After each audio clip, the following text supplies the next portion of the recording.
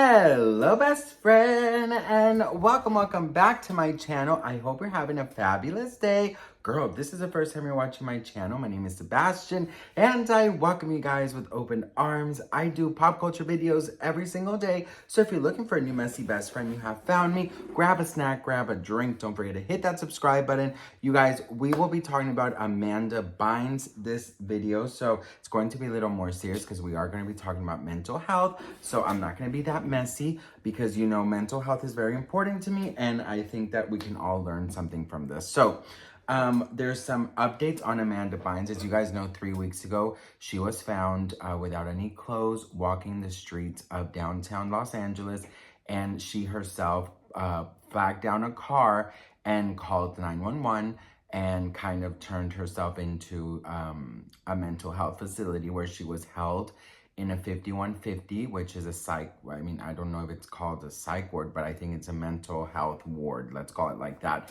Some people are calling it psych wards. I'm just gonna call it a mental health facility.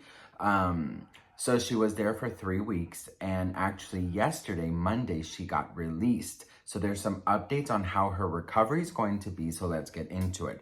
It says here that she was released yesterday, and she's expected to start an outpatient treatment, and she will remain in her home in an effort. She will remain in her own house in an effort to maintain her independence. So you guys know her family, her parents were her conservatorship, her conservatees. She was in a conservatorship for many years, and she was released about 1 year ago today.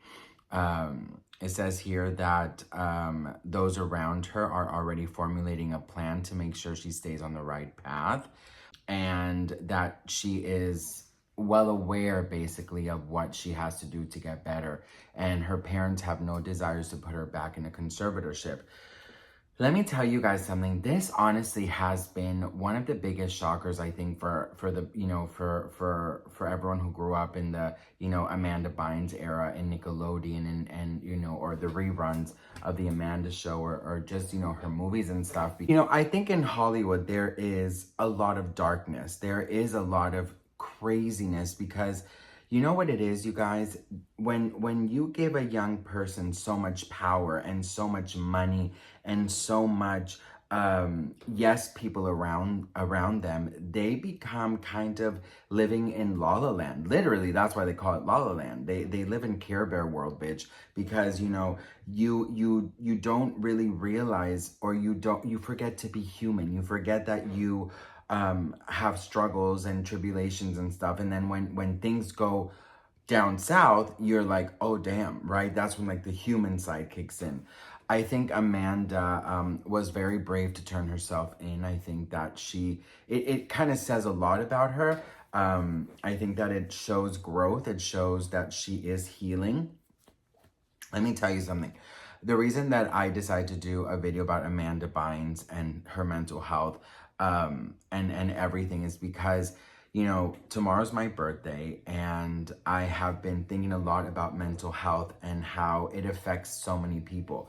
And I was with a friend yesterday, and we were talking about mental health, and we were talking about how sometimes you feel like there is no hope. Sometimes you feel like there is no outs. Sometimes you feel like you are completely alone in your world, and that nobody understands you, and nobody gets you, and you know, you feel like you're in a room with no window open. And Amanda Bynes, Britney Spears, Lindsay Lohan, all these people who grew up in the limelight, in the public eye, who we grew up with basically, you think that they have it all because they have money, you know, they have a career, they have the houses, they have this. But damn, mental health affects everybody, you guys. And for me, I feel like Amanda being in a conservatorship for all the years, I believe she was in a conservatorship for like 7 years, I want to say 7, 8 years. I think that, you know, her retiring from acting, and she went to FITM, which is a fashion school. Then right before she was taken into this mental health facility, She was getting her license to do nails, and she seemed very excited to do that. She seemed like it was something that was making her happy. And that goes on to my next point. If you are suffering from mental health, you guys, there are little things that you can do to help yourself. And you know, I don't talk much about this, but I will take a moment to talk about this. Since like January to, you know, up to really recently, I have been in a very dark place, and you would never get it. You would never you would never believe it by watching my videos, because I love what I do and I love doing my videos, and it's a time for me to escape, and it's a time for me to kind of heal and remind myself who I am and what I am capable of doing, because the other dark 20 hours in the day, it's pushing me down and telling me I'm a nobody, telling me that you know, I'm not worth anything and I am pathetic. And so my advice to you is, you know, maybe the nails were Amanda's things, but you know, that's a good example. But for you, if you're going through a rough time, find something that at least will take your mind off of it for even just a couple of hours, you guys. It is very important to do that, because if you stay in that room, in that dark room with no window, no light of hope, I'm telling you, it is very dark and very scary and very hard to get out of there. And that is something that I've learned recently. I think that it's important to talk about these things. I think that, you know, for example, these celebrities with influence, I think that it's so, like Selena Gomez, I think it's so important for people with influence to talk about mental health, because, you know, it's not just all photo shoots and products and skincare, you know, and coffee. It's a lot more than that.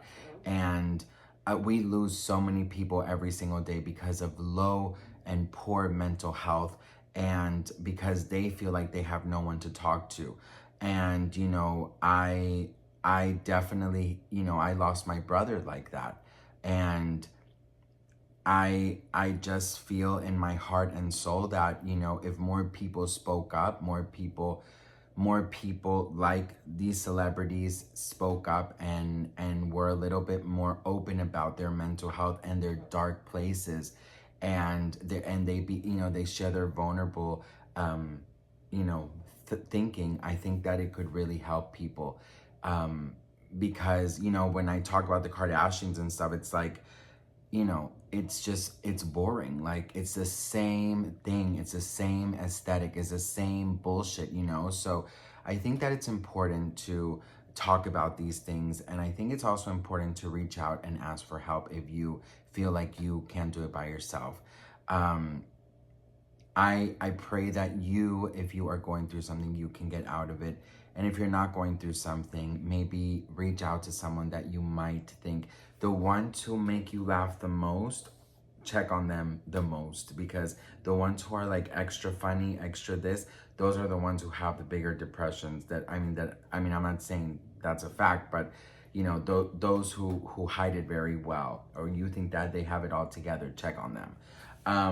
But anyways, that was my serious video of the day. I wanted to really connect with you guys on mental health and share this wonderful update of Amanda, and hopefully, and I pray that she finds that thing that will give her life peace, and I hope that she continues to heal. I hope that she continues to get better every single day, and yeah, I mean, mental health is no joke. So anyways, I love you all so much. Thank you so much for watching. And today I will be going live at 3 p.m. Pacific Standard Time to celebrate my birthday. So if you want to join me, I would be so grateful. And yeah, I'll see you guys in my next video. Mwah.